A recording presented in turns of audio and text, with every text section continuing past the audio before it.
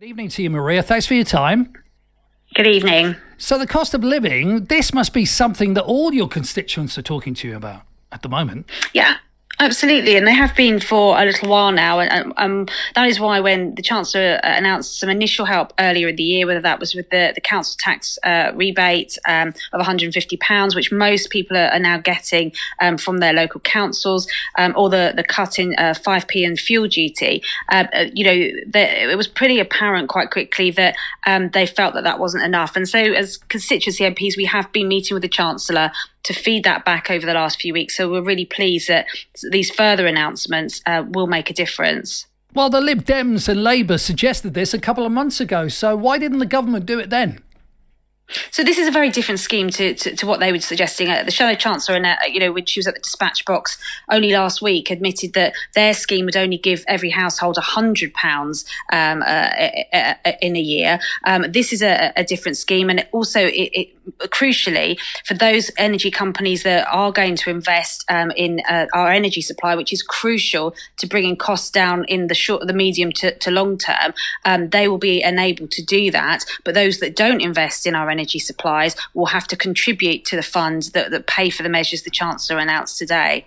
You've heard those people there, Maria, struggling. I mean, one lady there saying that it's not even treats they're going without. It's things that we take usually for granted in terms of the way that we live. So is this the extent of the government support that we can expect here, even though the prices could keep rising, of course?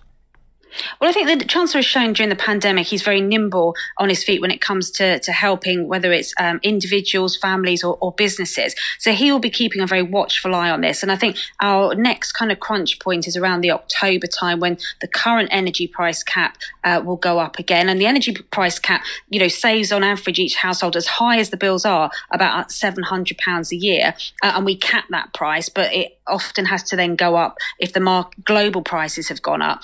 So the next pinch point really is October. So he won't be ruling anything out, and we'll be looking at the groups that are really struggling. The announcements today are really to help with energy bills, which we're all facing. But there are, as in your report, other pressures in terms of the price of fuel, the price of food, the price in the shops. So really, this is to help with the energy costs. And so there may be further measures later in the year. He won't be ruling anything out at this stage. What do you say to your constituents who are facing a below inflation pay rise? Let's be honest, that's most people these days, isn't it? Negotiating something to keep up with the cost of living, going to an employer and asking for help, that might not even be an option. So what would you say to them?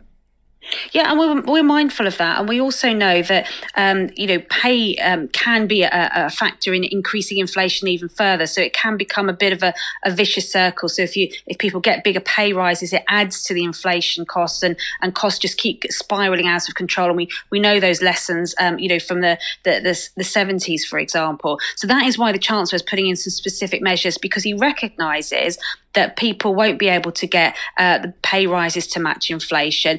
Actually, we've got to try and get inflation down, and then we'll be in a position where pay and inflation will be back on an even keel.